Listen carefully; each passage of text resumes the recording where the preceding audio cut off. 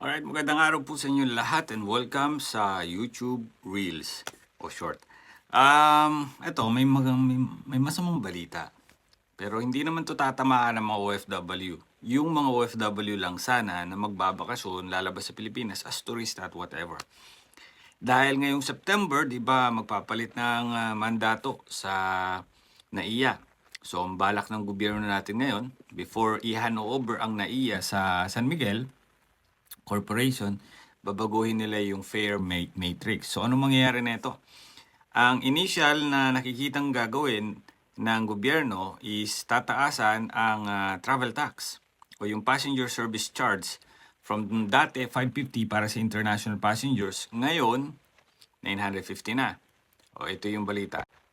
Ayan, so iti-turn over itong NAIA sa San Miguel by September 14. So